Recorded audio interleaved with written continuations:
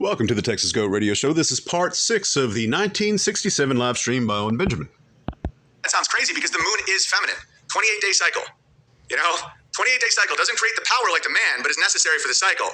Needs space, but always watching. Mysterious, you don't really know what it is. A bunch of nerds spend trillions to plant a flag in it, fail, and then lie about it. Very funny stuff. And then the bear, el oso, because the bear is a masculine archetype. Protects his family, loves the berries, loves the salmon. Kind of gets fired up sometimes, but... That's another bit that he stole from somebody. He used to be, he might still be, pretty good friends with... Oh, my. Y'all know who I'm talking about. Well, I can't think of his name. Anyway, Vince Vaughn. They would call him Big Bear. Mostly just wants belly rubs and to be a good guy, right? And then you have la casa. So the home has a feminine quality to it. La casa, el apartamento. So masculine apartment because it's utilitarian. It's a room. And just to point this out, he's naming all these things that is universal for everybody. But he also includes himself into those universal things. House, moon. What else? I don't remember anything. House and moon. And then he talks about the bear, him, Big Bear. For a guy to do push-ups and fucking plot businesses. The home is feminine because the beauty of the home is like Amy's been thinking about what color to stain the wood upstairs in that area we're building for like months. All right? And I would never think about that. And we're finally staining it and it looks amazing and I never would have thought about that. And those are the things that actually make a home a home. It's like, I wonder if house is different than home, like the structure. Yeah, so it's like, look at the battery of this world. So you have the sun. Which there's definitely, this is one of the times where he's talking about universal truths or partial truths, because there is definitely something to that. And you can just get online and Google pictures of dudes who don't live with women. Like they're single. And it's almost universal. There's a mattress on the floor. There's some kind of a lawn chair or some kind of simplistic chair and a TV. That's pretty much it. Maybe instead of a icebox or refrigerator, there's an ice chest or something. But it's very simplistic. Nothing on the walls. I'm not saying everybody's like that, but there is some truth to it. But that's the problem with Owen Benjamin. He doesn't say anything original, except maybe a joke every once in a while. But it is convoluted with his own perverted Owen Benjamin gospel. That's the biggest problem with Owen, is that he does use universal truths and partial truths to entice people. And that's one of the reasons why you will never find Owen behind a paywall. I don't know what's all happened over the last month or so, or however long I've stopped watching Owen. But I don't think you will ever see him behind a paywall because he has to cast his net wide in order to get the few people, especially nowadays with so much information out there about Owen, that just they don't understand who and what he is just yet. You have the moon. So the sun looks like an electric generator, right? Heat, electricity, right? And the moon is like magnetic. Even mainstream will say that the moon affects the tides and the moon pulls at you and the moon draws this and blah, blah, blah. The moon has cold light. The light is colder than not being in moonlight and it's magnetic. So you have electricity, magnetism, and then you have the earth, right? And there's a trinity right there. It's like, so you have the sun, and there's a theory that I've come up with. It is not a fact. I'm not saying that this is the moon holds you down. Yeah, the buzzkill that allows you to have a beautiful life. That's like women. Guys, Amy buzzkills me all the time. And I have an awesome life. Like, it's like, I cut the grass too short, I might kill the grass. Yesterday, I over trimmed some tree branches. Like, it's constant. And I used to, not like that until I... So he's blaming his mistakes on her being a buzzkill. That's the type of person Owen Benjamin is. He always deflects, never takes responsibility for his own actions, even whenever it makes absolutely zero sense to do anything else. Whenever he said, F you and the Lord, and it was clearly because he was not being given enough money, he called it a bit, which it obviously was not. And ironically, it is episode 1666. He just refuses to take responsibility for his own actions. The problem, the place that he's at right now, the people that actually donated that wanted money back, he could easily correct this entire problem and have 98% of the people like me or anybody that just does videos on Owen or calls him out on his horse hockey would leave him alone if he just said, hey, if you donated and you're not happy with your donation, hit me up and I'll give you your money back. it'd probably be a rough year or so for him, maybe a little bit longer. But a lot of the people would just leave him alone for at least trying to correct the absolute filthy, despicable behavior that he performed back in 2020. And that he still continues to do to this day for not being able to admit that he was horribly wrong and took advantage of a lot of vulnerable people. Just realized how important it was that, like, so you have this electrical generator like me, this masculine, power creator, but without my buzzkill that like sucks from it and monitors it and puts it into a cycle. I'm literally just, my life would be absurd what it would be like. It would just be unbridled energy without any structure at all. And so the structure of my life, the beauty of it, the thought, like tulips, like growing tulips around the edge of our back patio, putting in little rocks so like the kids can play and they don't bring in dirt. Like these type of things that I never think about. And Amy thinks about all this shit, and it's why I live in a constant state of beauty. But then I bring the energy, where if it wasn't for me, what would her life be? She'd be in like a little area with like a couple of fucking knickknacks and like, I don't know. It's kind of like how lesbians end up. Like they're always knickknacking and Subarus and quilting and shitty festivals. Like, That's interesting that he just compared his wife to a lesbian. But if it wasn't for him, what does he do? Honestly, anybody if you even support Owen, what does he do?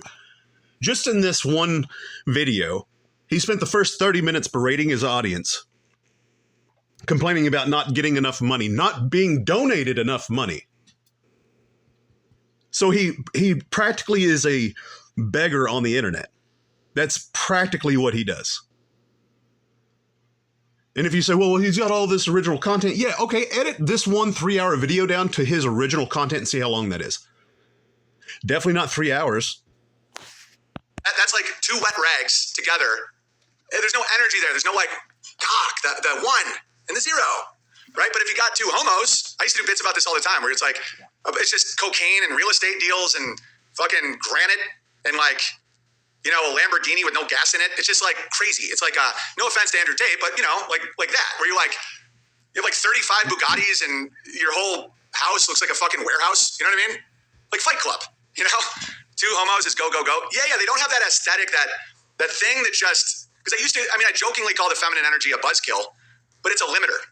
So in electricity, you have something called an ohm, which is the unit of resistance, which oddly is the fundamental sound. I was talking to someone else about this. About half of what Terrence Howard said is totally, I think, accurate. I just loathe how he framed it and all the lying and how he's such a scumbag in my opinion. That's why I made fun of him so much. But you could use that to describe somebody else. And that person is on camera right now. Wasn't just totally wrong about the frequency shit. So it's like ohm, the original sound, ohm, O-H-M, right? That's the original fundamental sound, is also the unit of resistance in electricity. Why does that matter? Without resistance, there's no light. All right? So you could have 6 million volts of electricity flying through a cable. And unless there's a resistor, like something like pushing at it, it doesn't create light. Like you have to have the resistance. And then, when you start adding in the frequencies of it, about the sound, and just like how various frequencies operate, that's when you get into the biblical idea of this is too much. It's fascinating. Oh, it's fascinating. All right, good. I thought I sounded a little wacky. But have you guys ever read the Sorcerer's Apprentice by C.S. Lewis?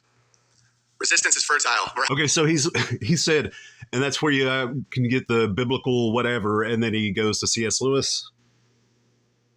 Oh, that's good, Josh. That's good. I like how you combine both of those. So the lion in C.S. Lewis, loving it, nice. There's I'm pretty sure that C.S. Lewis was Christian and had themes in his writings, but scene where he's creating the world. Like before anything existed, and Sorcerer's Apprentice is dripping with gravy. All right, it's before Narnia. It's like an early one about like going into different realms and puddles. Like there's a puddle that's a different vibration, and if you have the right ring on, you get to go to a different world, which is literally how I view galaxies. All right, that's a little. But anyway, the scene where he's creating everything, he's singing. Doesn't mean don't sound wacky, says Simone Poppy. Well, anything that isn't involving a ukulele sounds wacky to Simone Poppy. He's an island retard. Magical book, dude. In my opinion, it's the most profound Narnia book because it's about the origins, the magician's nephew. Yeah, magicians, not sorcerers. And like where the queen comes from, what her world was like, what her planet, right? Small plane, a plane of existence, small, like a unique plane of existence. And the planes of existence in that book are puddles, just like a lot of people would describe Earth, where you have a puddle. It's like a puddle with whatever. Anyway, so Aslan sings Narnia into creation, and that also ties in with Genesis, how it's all about the sound, the word, the universe, right? The frequencies of creation. And then, you get into the Tesla stuff. I can't verify any of this, but when you look at the 9 major tonalities or what the fundamental tonalities are. So it's just a whole lot of on the surface knowledge of a lot of different things wrapped around the turd that is Owen, the perverted gospel that is Owen. Because a lot of what he's talking about is interesting. That's one of the reasons why a lot of people actually just listen to him.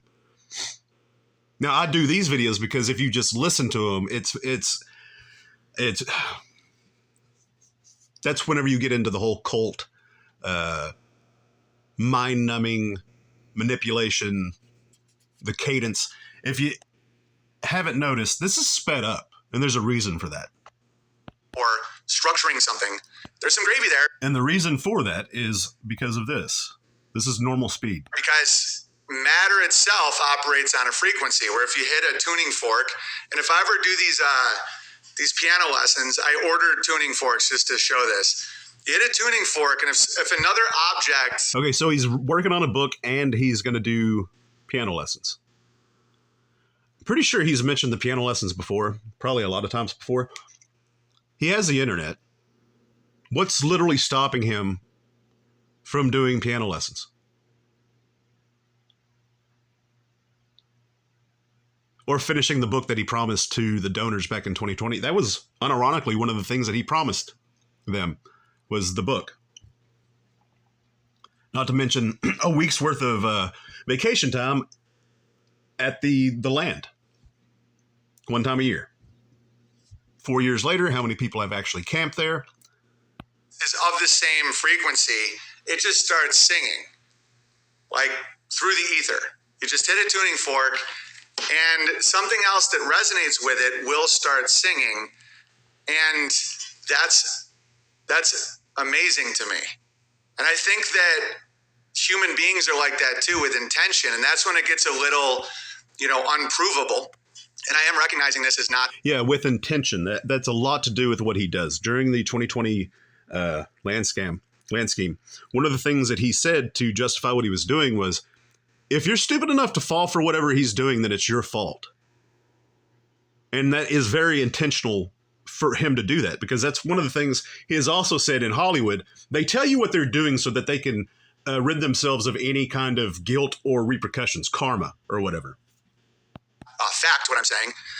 But like someone's frequency or somebody's intention or someone's inner world starts drawing the outer world to it, just like a tuning fork with a glass. Tuning forks are nuts. Yeah, like the Tesla dustification machines. I think that shit is totally real, because people think that I'm just refusing to believe things can be scary when I deny the nuclear bomb, which I totally do. I think there may be weapons that are wildly terrifying, and I think it all has to do with sound. And I think it has to do with being able to destructure a certain frequency. And I think that there are machines that can do that. And I think that I understand why a system would keep that secret. Like, I'm not totally against keeping things, like certain things, hidden. Because in my opinion... Because he can't. He has to believe that, because in the inner circle of the Bears, there are certain things that are hidden. He's not completely transparent. He can't be, or the cult would not last. And under the laws of God, you can't. Like, seek and you shall find, ask and you shall receive. But a lot of times people don't know what to ask. It's similar in law, where you don't know you think that the law is evil and unfair and all that because you don't know what question to ask. You don't know what the remedy is. You don't know what the question is. And if you don't know the question, it's hidden. And so I think it's like that with some of these things that I find very, very interesting, because with the light, there's the dark. So if you have these incredible machines that might be able to carve, granite and move very heavy objects, and some of the stuff that people talk about in the truther world with, lost technology, what else can it do? Like there could be a destructive ability with the same technology that people are like, let's just not do that, right? Yes, is the voice tone activated realm. Yeah, because people tell me a lot that they like my voice. They like hearing me talk, even if they don't, like, it doesn't matter what I'm saying, because my frequency is that of an honest person. Oh, God. And they just like it. It comforts them. Oh, my.